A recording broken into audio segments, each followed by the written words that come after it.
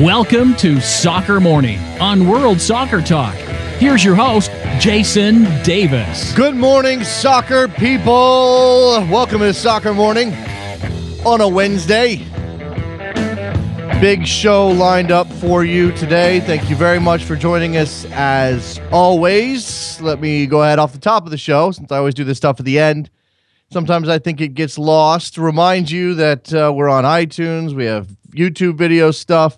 Speaking of iTunes, I'm not really the guy that goes and looks and sees what our ratings are, like star-wise or comments on the show. But I'm sure that we probably need more. Like, we always need more. If you like the show at all, please go give us a rating and review at iTunes. It would help us out quite a bit in the battle to be relevant in the podcast world or something like that. It's cutthroat, guys. Like, you have no idea. No, I'm just kidding. It's not. We're all friends. We all compete in a friendly manner. Big show for you today. As I mentioned, we're going to cover the news here in a minute, but I want to let you know that David Cartlidge, our friend in Spain, will join us at 9:10 to go over some of the Champions League stuff, maybe take a peek at La Liga. Ronaldo. My good God, Ronaldo. It is insane what that man is doing right now. Let's do that. Let's dive into the news, where we will touch on the insanity that is Cristiano Ronaldo. Champions League results from yesterday. Both of the Manchester teams fall. PSV 2-1 over Manchester United. Obviously, that game marked by the gruesome injury suffered by Luke Shaw, breaking his leg in a challenge by Hector Moreno of PSV. I have not watched it, and I'm not going to watch it, and you can't make me watch it. I had that game on my television. I'm sitting at my house on my couch, working on some stuff on my laptop while the game's on my big screen, and I look down either at Twitter or to right, and I look up, and Luke Shaw is being attended to, and I'm seeing on Twitter that he broke his legs, and I'm like, no, or his leg, and I'm like, nope, not gonna do it. I've seen gruesome injuries before. I'm not a fan. So if you want to ask me about whether the challenge deserved a red, I don't know, and honestly, I'm not gonna know. Manchester City falling as well. This one much worse, if you can imagine. 1-2, Juventus with the win. Mandzukic and Morata score for the Italian champions. Not going well for Manchester City right out of the gates in the group stage. Remember, this is the competition they continually target as the goal for a team that has dumped a ton of money into their squad year after year. PSG 2-0 over Malmo. No, Ibrahimovic did not score. Cavani and Di Maria did the honors, but PSG with a win. Real Madrid, as mentioned, Ronaldo, a hat trick. 2 of those were penalties. 4-0 over Shakhtar Donetsk. And Ronaldo now with 8 goals in his last 2 matches. Wolfsburg 1-0 over CSKA Moscow. Benfica 2-0 over FC Astana. Galatasaray, losers to Atletico Madrid at home 2-0. Sevilla 3-0 over Mönchengladbach, so it does not go well for the German side either. Champions League schedule today. Bayer Leverkusen versus Bate. Roma hosting Barcelona in a big match we'll talk to David Cartlidge about. Valencia hosting Zenit St. Petersburg. Ghent versus Lyon.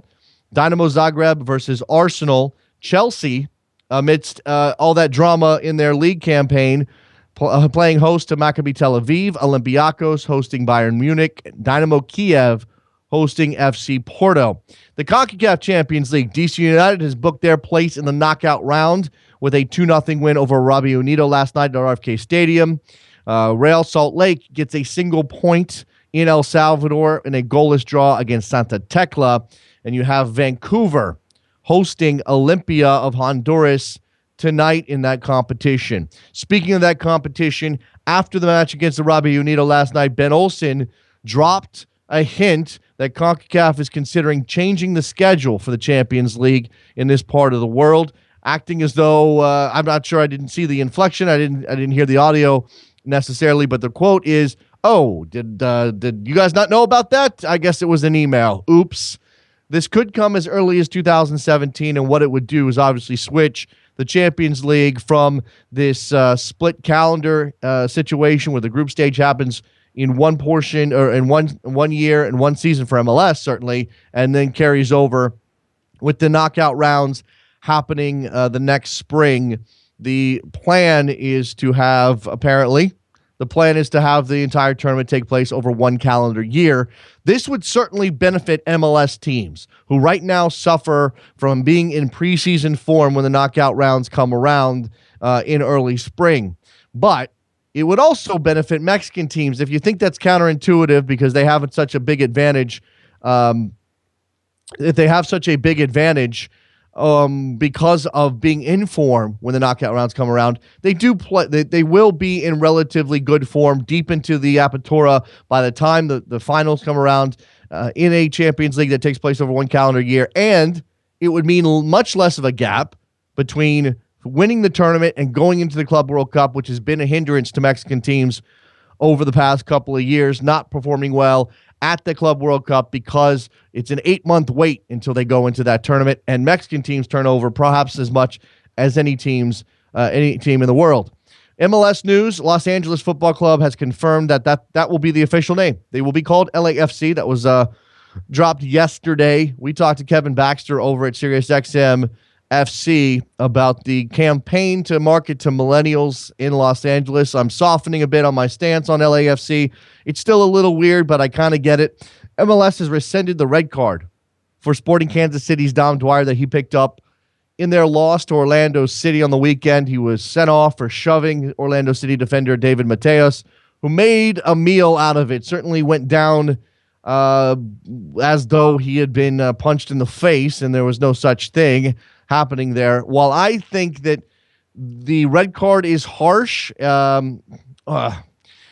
sort of saw the wisdom, or understood the red card, even if Mateos had made something else out of it. Rescinding the red card completely, I'm not so sure about that, but alas, when simulation is involved, that's the reaction. Got games tonight in MLS. NYCFC hosting Toronto.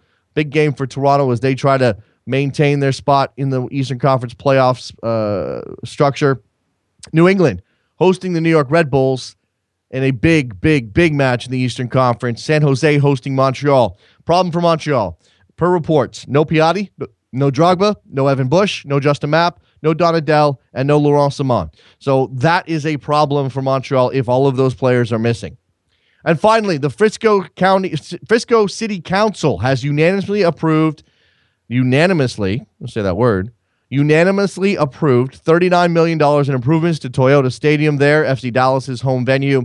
This could pave the way for the U.S. Soccer Hall of Fame to be located in Frisco. We reported on the talk that there were a couple of different bids, including one, I believe, in northern Pennsylvania for a home for the U.S. Soccer Hall of Fame. This one, the plan is to also maybe move it to Frisco, Texas. And this $39 million improvement plan is thought to be a precursor to that, although no deal has officially been announced. All right, let's step aside. We'll get our friend David Cartlidge on the phone, and we'll talk Spanish clubs in the Champions League. We'll talk La Liga. It should be fun. Don't go anywhere. Soccer Morning, WorldSoccerTalk.com. Face in the crowd, you're talking too loud, but I can't hear you calling.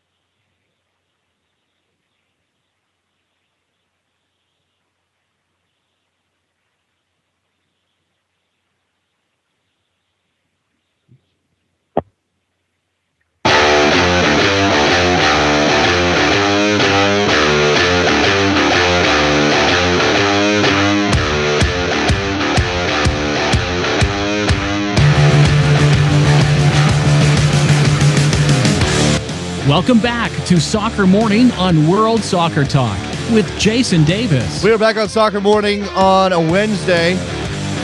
A Wednesday in the middle of September, and what that means is that we have Champions League to talk about. We're going to do that from a Spanish perspective with our friend David Cartlidge. You can follow him on Twitter at DavidJACA. David, how are you?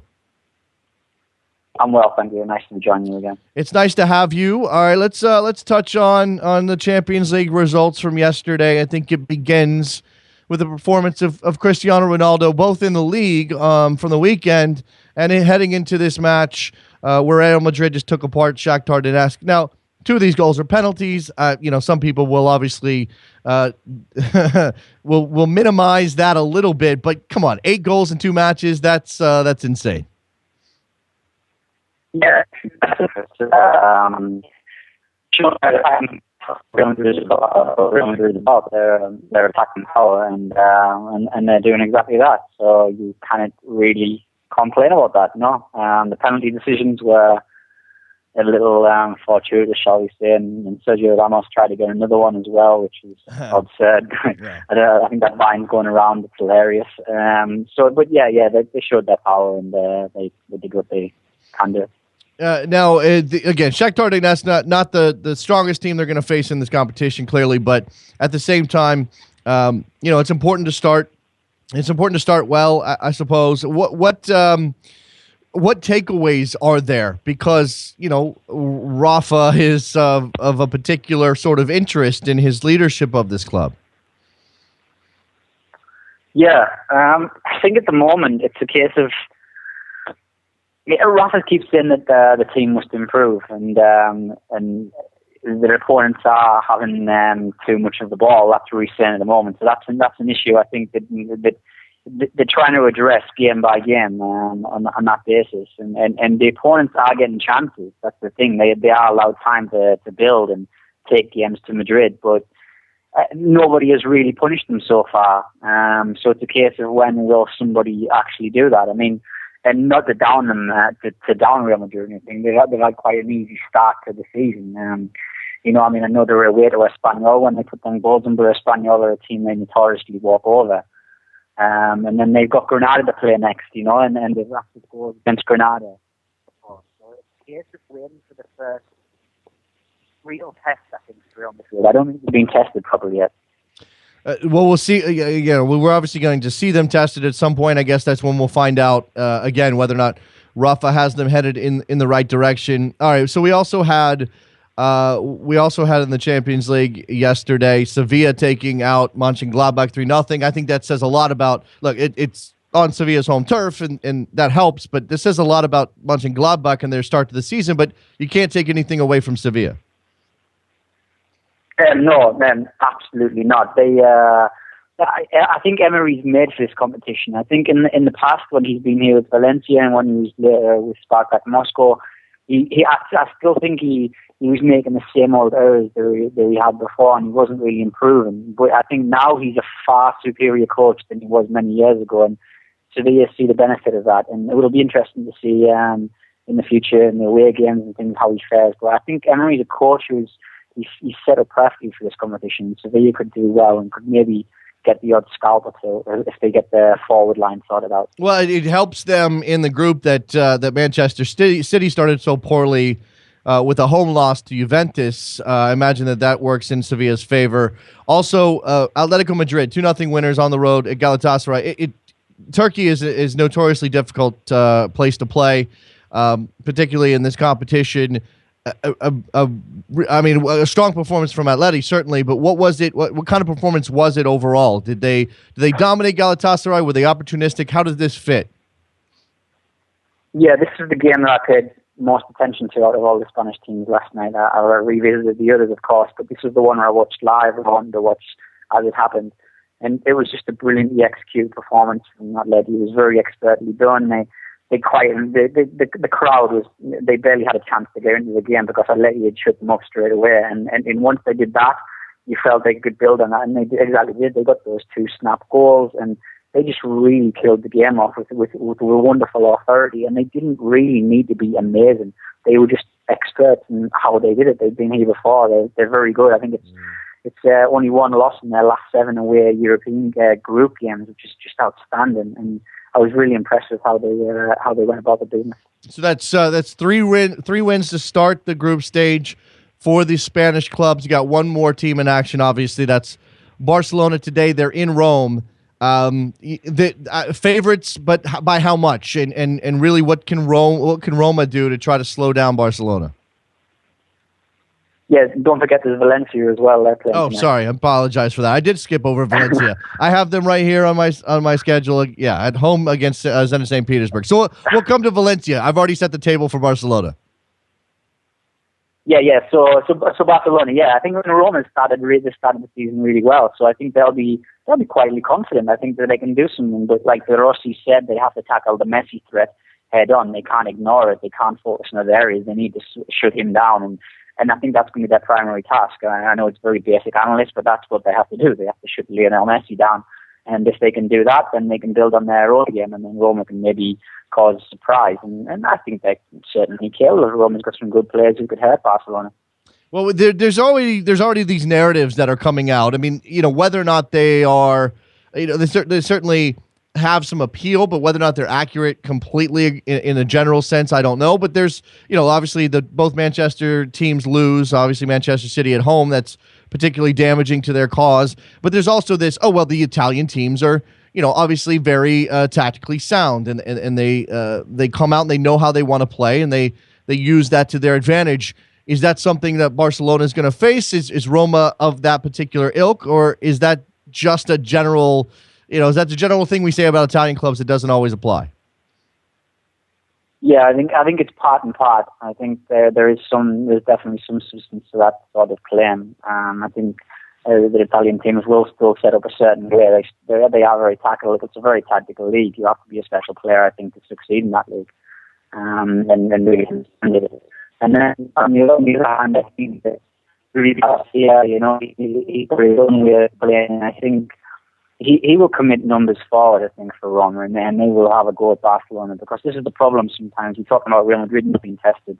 Teams need to go at Real Madrid and Barcelona, they need to have a go at them. They have got vulnerabilities. They have to do and teams have to go at them. So I think it would be in Roma's best interest to actually commit numbers and put in an attacking performance against Barcelona.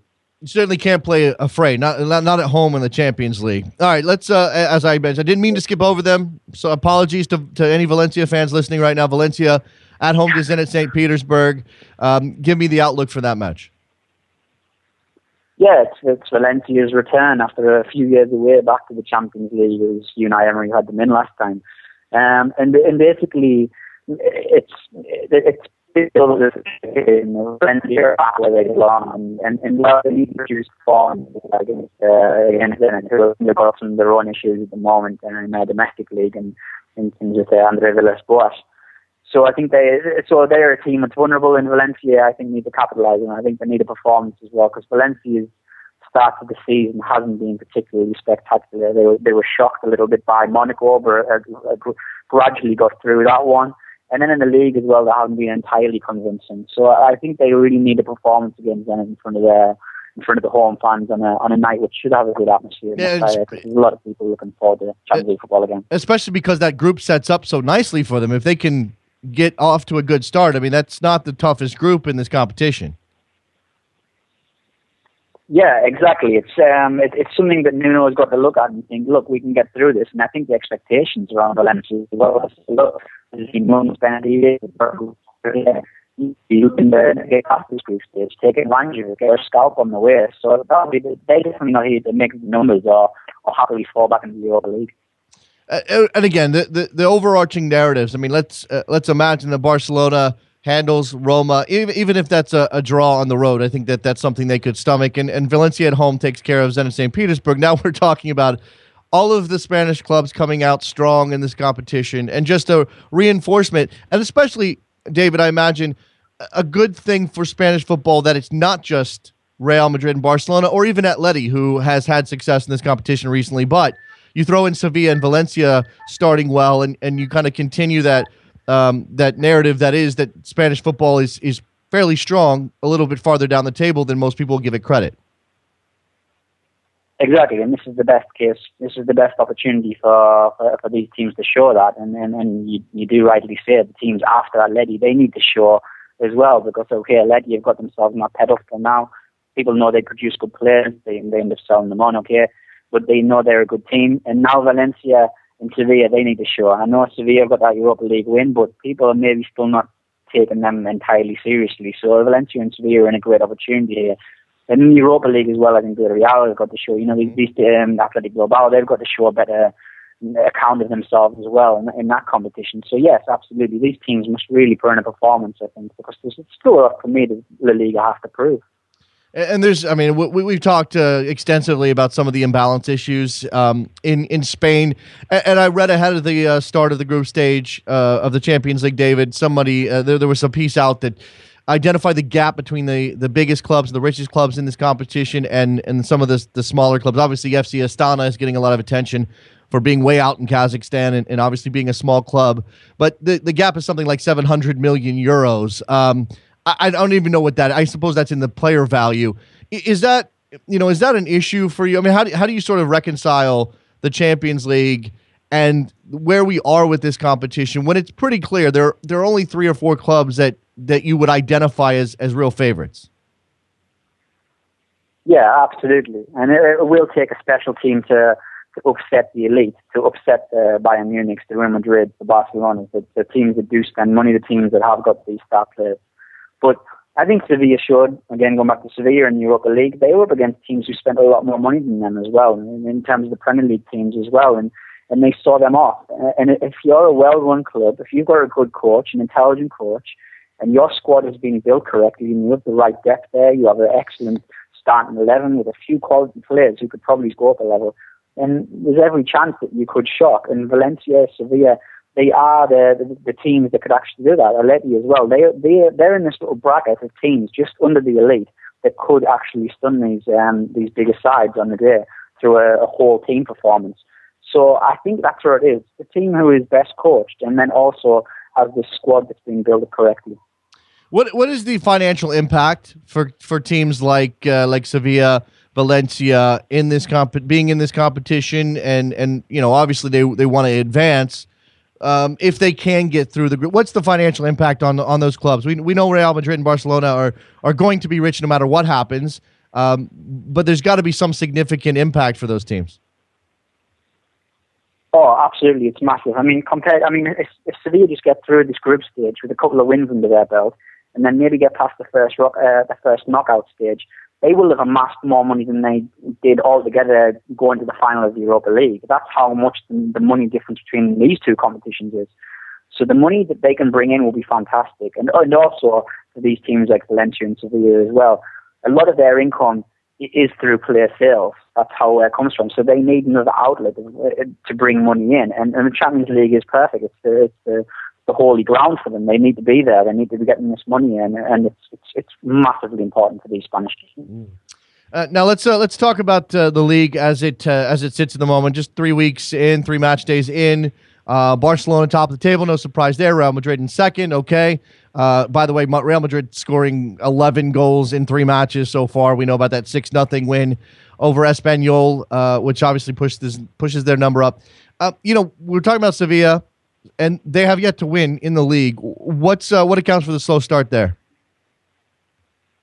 Yeah, I think it's just a case of getting all. I think we discussed this in one of the first podcasts of the new season about teams with lots of new players, and Sevilla are one of them. And they're just gradually adjusting to the new system, and especially when they've lost somebody like Carlos Bacca, the team was very much built around and catered towards how he played and how they all moved around him. And now they're just finding their way with somebody like Llorente and Kevin Gamero, as we saw midweek. And they're going to take time to get there, but I think when they do, it should be interesting to watch. So that's why they're a little bit slow out the blocks at the moment. But I still think there's a lot that comes from them. They've got a lot of injuries now as well. I mean, the department's defence, they've lost their goalkeeper as well, midfield.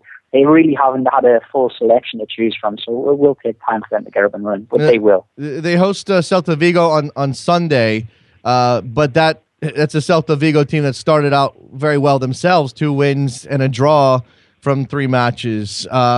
Just handicap that one a bit for me, And how much of Celta Vigo's start is sort of the opposite, maybe, from what Sevilla's dealing with? Yeah, Celta Vigo, was another team we've discussed before, and saying, I know people talk about Valencia and Sevilla, why you should watch the Liga. But I said before, if there was another team you should watch in this league this season, it's somebody like Celta Vigo. It's the Villarreal, Celta Vigo, Athletic Bilbao. Celta Vigo are a very attractive team, play a very nice football, very attractive to watch, very patient build-up. And they've got some little stars there in terms of Oriana and Nolito. These are good players. They're very, very good players who could easily play a high level up, but Celta have got them. They've got a very good coach in Berizzo. And right now they're looking very strong. They're a very attacking minded team, and they will concede goals, absolutely. As we saw, it was a 3-3 game at the weekend with Las Palmas. It was the best game of the season so far. I know it's very early, but it was the best game. It's been fantastic. And they play very attacking, and they're a team that if you get the time, you should definitely check them out. To anybody listening. I'm looking at Barcelona's results so far. Obviously, they're perfect. They have 3 wins in 3. They started out the season with a 1-0 win over Bilbao, who they had just beaten in the Super Cup by a much larger margin. Or no, they lost to Atletico Bilbao, in the Super Cup. So that was a bit of a redemption there. They beat Malaga 1-0, and then they do take down Atletico Madrid, which I imagine is a pretty significant thing at this point in the year. But they're not scoring the way that we expect Barcelona to score, at least not in La Liga. Is that just slow out of the blocks, or is there something else at work? Yeah, absolutely. I think their pre-season has maybe took it out of them a little bit, and they are working up to peak fitness, to peak form.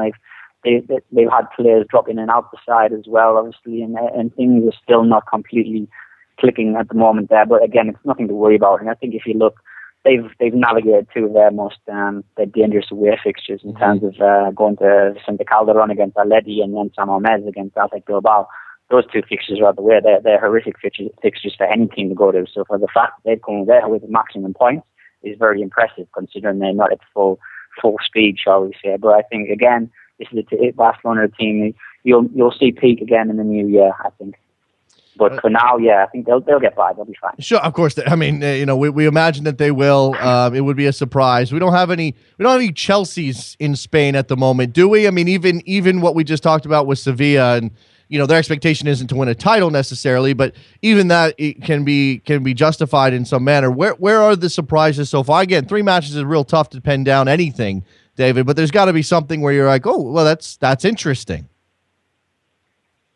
Yeah, I guess you would have to say, I mean, looking at the different end of the scale, is Eibar. They're up there in 5th place, and they won 2 games from their first 3. This is a team that many said, okay, these guys are down, and, they're finished. And they're surprising everybody. They're putting in the hard work to, they haven't got the talent or anything like that, but they've got a lot of hard work. They've got a great chemistry, a great ethic, and they're all pulling in the same direction. So that's probably the little surprise, and then Celta, as we've discussed as well. So they're probably the 2 surprises at the moment, I would say. But there's no Chelsea case in terms of a giant sputtering. Sevilla's not really on that level. Well, what about on the other end? I mean, like Eibar in 5th. Okay, that's something of a surprise. The promoted teams, we're always tracking them at least early in the year to see how they're adjusting to the new level and whether or not they can scrape together some points that they can build a foundation on in order to make sure that they stay up. How is that going so far? Las Palmas. Who am I missing? I'm obviously missing 2 teams. Real Betis and Sporting Gijón. There you go. Yeah, they've all shown really big positive signs at this early stage. None of them look particularly out of their depth. I know Sporting's down there, but they got a draw against Real Madrid. They got a draw against Real Sociedad as well, and Las Palmas have played some excellent football. They just probably need to defend a little more intelligence. They're not in Segunda anymore. They can't go gung-ho as they have. And Betis are obviously up there as well. They've won, drawn, and lost in their first 3 games. So they're all showing really positive signs. And exactly like we said, none of them will be pushovers. They've all got their qualities to bring to the league table. Mm-hmm. Okay, so we've got Las Palmas against Rayo Vallecano. I got some questions about Rayo Vallecano here coming up in a second. But Eibar hosting Atleti, with Eibar having surprised so far. Atleti in the Champions League. A potential for any surprise there on Saturday? Yes, coming back from Turkey, it could be one that maybe Atleti don't fancy, and they're still putting together their team already. They've been impressive. They've shown some very nice signs so far this season, but they're still clicking. I mean, for instance, Jackson hasn't really settled into the centre forward role, so I think you're going to maybe see Torres up front in that game. They're going to have to go for a bit more muscle and a bit more experience in that game. So Eibar will definitely fancy themselves Saturday night under the floodlights at that little stadium. Oh, absolutely, they will fancy themselves. Yeah, hopefully you're going to get a look at that game coming up on the weekend. All right, so Rayo Vallecano, who I mentioned, is away to Las Palmas this weekend. They've popped up in American soccer circles recently, David. I don't know if I've had a chance to ask you about this. If I have, I apologize, but I think it's worth reviewing. Apparently, they've decided to get involved in the lower divisions of American soccer and have bought a stake in a team in Oklahoma City, which I'm not sure if you're familiar with Oklahoma City, middle of the country, not overly large. Yeah. Obviously, not a hotbed for the sport by any stretch, but it is, the game's growing here, so there's always opportunity. What would account for a club like Rayo Vallecano, who certainly isn't one of the big boys of Spanish football and really can't throw around a ton of money, but what would account for them getting involved in something like that? Yeah, I mean, it's an interesting one because Rayo, the team in La Liga, are one of, shall we say, one of the poorest teams, and it's a very interesting move by them because they've also made some efforts. They've gone out on a limb this summer, really, in terms of globalization, shall we say, because they've also sealed they've got a sponsorship deal with a Chinese company, and then and they've also signed a Chinese player as well. And then this news came about Oklahoma City as well. So it's interesting. There's definitely an effort from them to attack different markets. It's a move that's been backed by La Liga's chief Javier Tebas. You know, he said he'd like to see that they move into strategic markets, shall we say, and it will help them grow, get the Rayo name out there. And it's an interesting move. It really is. Well, how do La Liga teams that aren't one of the big two, how do they deal with the notion of I mean, obviously we're in this race now to spread your brand all over the world, and the fans, the real fans, don't like talking about these things, but they are part of the business of football these days. How does the rest of La Liga that isn't Barcelona and Real Madrid and can't really just trade on their success, how do they deal with this kind of issue? And is it just a matter of signing up with a Chinese company? Is there some active program they can run? I mean, we're talking about a club who plays in a stadium of less than 15,000. It's not as though there's some sort of expectation that they're ever going to grab a large part of the world market.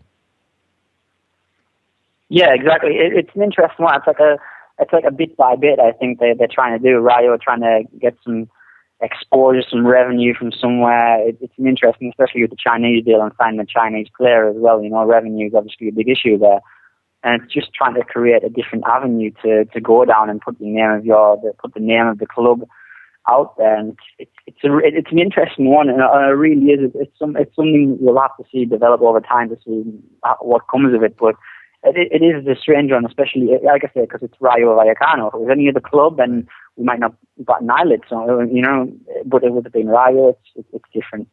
Is there a sense that this is something these clubs have to be doing in order to make up for the discrepancy in the TV money in Spain? I mean, maybe Rayo Vallecano's goal is to stay up. I mean, maybe it's nothing beyond that. Maybe it's one day to look for a Europa League berth, but they clearly, and this is what I dislike so much about the stratification of European football, David. It's, you always know going into a season that your goals can't outstrip your spending. So how do these clubs? I mean, is this part of that? Is it trying to make up for some of that? And if there is a fairer split of the TV money, and I think we've made progress in that area, does that eliminate the need for some of these clubs to look outside Spanish borders? Yeah, definitely. That's why they're doing it primarily. They're looking for an extra avenue to bring a tiny little extra bit of amount of money in. If it's a big amount, then amazing. But if it's a small amount, okay, they'll happily take that as well. And they're just trying to create something else and do something differently. And in terms of this globalization, it's not something that Spanish clubs are really big on or are really wise to. It's something that I think that needs to be done. I mean, we obviously look at the Manchester City the development they have got, with New York, and it's something that Spanish clubs perhaps need to do, whether you think it's a bad thing or a good thing, whether it rips out the meaning of the game or whatever, but it's probably something the bigger clubs need to do, and it's something that I think you might see more often in Spain, and it's something that people who own these clubs are actively trying to do. I know Levante's owner has been out, and he's been trying to seek investment from different parts of the globe, and then Rayo obviously succeeded. Valencia have done it before, there's some good success as well. So yeah, it's something I think we're going to see a lot more of in the near future. It's very interesting, very fascinating stuff. David Cartlidge talking Spanish football. The Spanish clubs in the Champions League doing very well. We expect Valencia and Barcelona to perhaps continue that trend today. We're looking forward to that. Follow David on Twitter at DavidJACA and find his work through his Twitter account. What else should I be telling people, David? Got anything else you want to plug? No, man, that's everything. Yeah, you've got me. That's where you find me, and that's where you'll find everything about me. And his regular appearance is right here on Soccer Morning. David, appreciate it as always. Fantastic stuff. We'll be watching Champions League today and La Liga on the weekend. Appreciate it. Great joining me. There goes David Cartlidge. Good stuff from him. We will take a break, and we'll come back, and we'll set up the phones, and you can call me, and we can talk about all of this, and the Champions League, and Oklahoma City, and MLS, and CONCACAF Champions League, and the schedule switch, and everything else in a minute. Soccer Morning, WorldSoccerTalk.com. I got 5 broke strings on a broke guitar.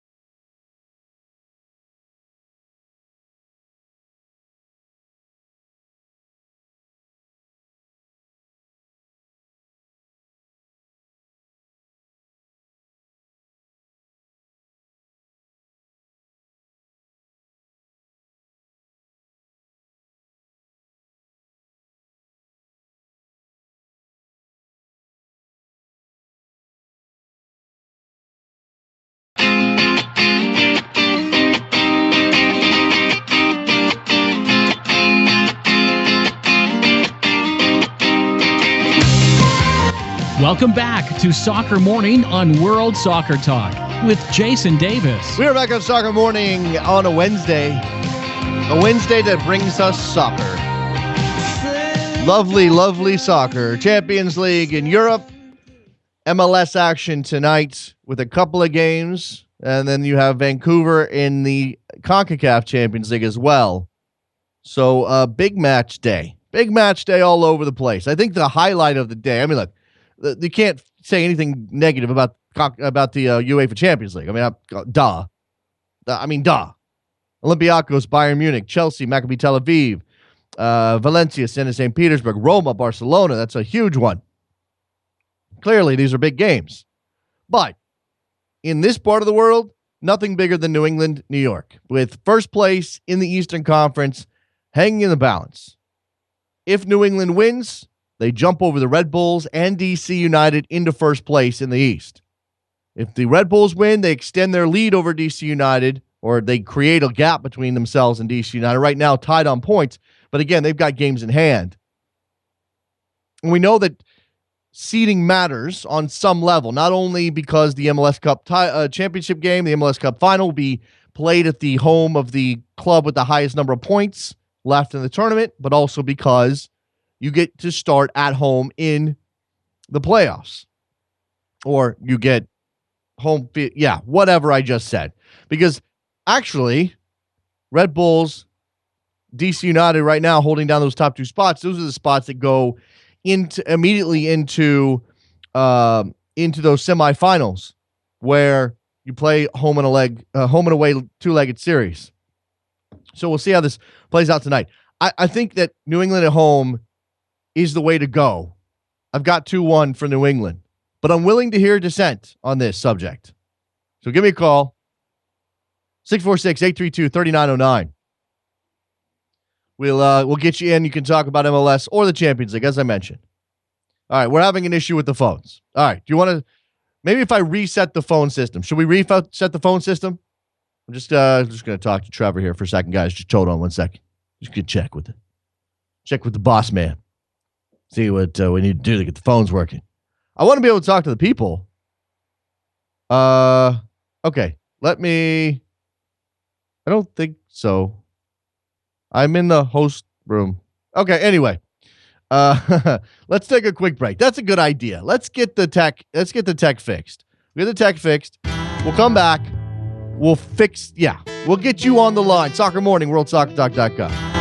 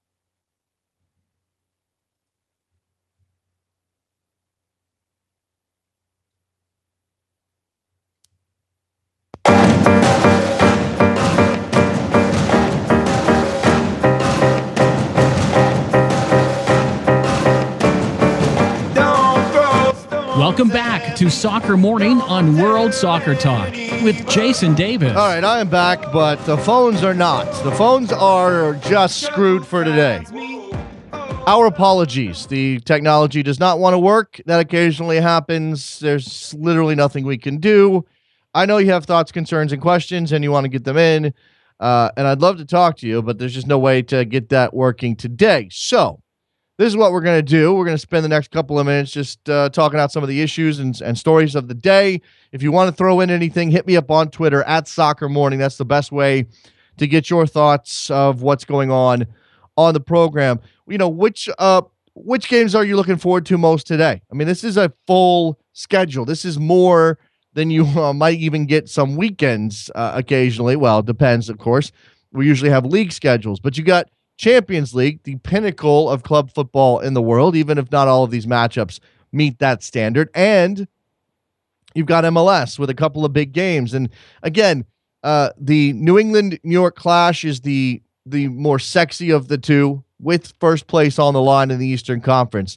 But you've also got Toronto visiting New York City FC. And this one is intriguing in part because of Toronto's place in the Eastern Conference standings right now and how they're trying to hold on to a playoff spot. They've never made the playoffs in their history. So to get there would be an achievement. Now, that, of course, our goal is the MLS Cup. Of course, everybody wants to win a championship. And in this league, you can reasonably imagine yourself winning a championship even if you finish fifth in the Eastern Conference. Right now, the gap between Toronto and Montreal is 5 points. Montreal has 2 games in hand on Toronto FC. One of those is going to go away tonight. If Toronto does not beat New York City FC or loses, let's say it that way, if they lose to NYCFC tonight, it's not going to be easy. I mean, Yankee Stadium presents some quirks. It's not as though Toronto's in such good form that they can walk into that building and beat a team that's in turmoil. They're going to have a struggle. They may have a struggle. And if they lose this match, that puts Montreal 5 points back with only one game with 3 games in hand again, and an opportunity to climb back and maybe jump over Toronto FC. And then we're talking about, okay, now is Toronto going to be pulled back down into a struggle just to make it into the playoffs at all? Because there is only one thing there's only one way that Toronto's season is a success, and that's making the playoffs. They can't finish 7th and say, oh, but we had a good year. And, Jovinko was really good in 2015. And Michael Bradley was okay. I mean, what are you going to say? How are you going to build on that? You need the playoffs. They need the playoffs so that they can create that stability, not only with the players, and imagine Jovinko and Bradley and Altidore and Osorio and all of these guys need some reason to stick around for the near future if they see some positive growth in this team. But Toronto needs a reason not to fire Greg Vanney. I say it that way. Toronto FC needs a reason to keep Greg Vanney around. And I'm not saying that Greg Vanney is a great coach. I'm not saying that he's the right coach. But if he gets them to the playoffs, at least you have some stability. At least okay, he got them there. That's never happened before. We can move into 2016 with the same core of players and the same coach, with some notion of how we want to identify ourselves and play. It's got to be more than Jovinko. Give Jovinko the ball and let him do some stuff. And they got to shore up that defense. But making the playoffs would be a good step in the direction of proving to their fans they're headed in the right direction, and allowing them to keep that base in place. The base that is Greg Vanney as the head coach of Toronto FC. Man, I saw there's something just sad today. Let me see if I did click the link. I've got the tab somewhere. Josh Gatt. Once upon a time, an exciting prospect for the U.S. men's national team, player that went from Michigan and high school soccer to Molde, where he blazed a trail with his incredible speed up and down the wing in Norway. That was back in 2012. I mean, it's a long time ago. He's had so many injuries. Now, this is from starsandstripesfc.com. Josh Gatt, who I follow on Twitter, put something up on his Instagram. It appears as if we won't see Josh Gatt play soccer again for a while. The speedy winger who had so many around the American soccer world buzzing in 2012 with his spectacular play with Molde FK, posted a heartfelt Instagram message this morning. In it, he informs us that a second attempt to repair his left knee was unsuccessful and that a third surgery was needed. This is from Josh Gatt's Instagram. A lot has happened to me these past months. I've seen a lot of doctors in many different countries to find and solve the problem, which has been my left knee. I've had a terrible string of injuries and adversity that made me question the choices I've made and if I should continue to make the same choices again. Most of you don't know what happened, but to fill you in, I had to repair my knee again. The last surgery I had didn't take the way we'd hoped, and it led to more damage in my knee. I wish I could say things would be easy and I'd be back sooner rather than later, but that's not the truth. The truth is I have to start at square one a third time. That doesn't change what I have to do. I choose to fight. I choose to get back up after getting knocked down again. I choose to never give up and work every day as hard as I can to continue chasing my dreams. They are far from gone and not even close to out of reach. Some might not believe I can do it, which is your opinion, and it's fine, but it's not my opinion. I know I'll play again. I will work as hard as I can every day to reach my goals and to play again. I'm a fighter. I am not a quitter, and I will get better. For those of you who support and believe me, I could not ask for anything more, and I hope you know I truly appreciate that with all my heart. If you can show me faith and believe in my recovery, I will return the favor in kind by doing everything I can to get back to that field. Wish me some luck, and keep a lookout in the future. I will make a comeback, Josh Gatt. And that's just a sad story. I mean, I really do hope the kid gets back on the field and can do something positive with his career. Because there's nothing more painful than to see a talented player. And I don't know what Josh Gatt's ceiling was going to be. I mean, who knows? We might never know now. But there's nothing more tragic than seeing a talented player have his ability to play limited by injuries. His career cut short by injuries if it comes to that. His career marked by long stretches of being out. I mean, Americans, I'm sure every nation has these guys. Incredibly talented players at a young age who look like they're going to be the future and then can't get past injury. But I mean, we have such touchstone moments in the history of the American national team because we haven't been doing it that long at a high level. John O'Brien. I mean, that's the number one guy. Stuart Holden, who I still trying to work back, is maybe transitioning into television, but is still trying to work back. Now Josh Gatt. I'm sure there's a number of players. I mean, who's on the list? The top 5 players who injury ruined their chances of becoming what they could possibly have become. I feel as though it wouldn't take a lot to put that list together. Edward on Twitter, as far as Toronto, New York City, FC, I expect another shootout. NYCFC can't contain Gio. Toronto can't contain Villa. Villa's completely healthy. I mean, I know he came off at halftime in Frisco. Was that probably to help save him for a stretch run here? Now, I don't think NYCFC is making the playoffs, but I guess having a healthy David Villa and having him ready to play at home is probably the way to go if you're Jason Kreis. All right. Let's get ready to wrap this one up. Again, apologies for the phone lines, guys. We didn't know that was going to happen. Clearly, technology didn't want to cooperate today. Technology is our friend in a lot of cases. Today it was not. But we will be back ready to go tomorrow. Hopefully the phones work. We'll talk Champions League and the fallout from today's action. CONCACAF Champions League, MLS as well.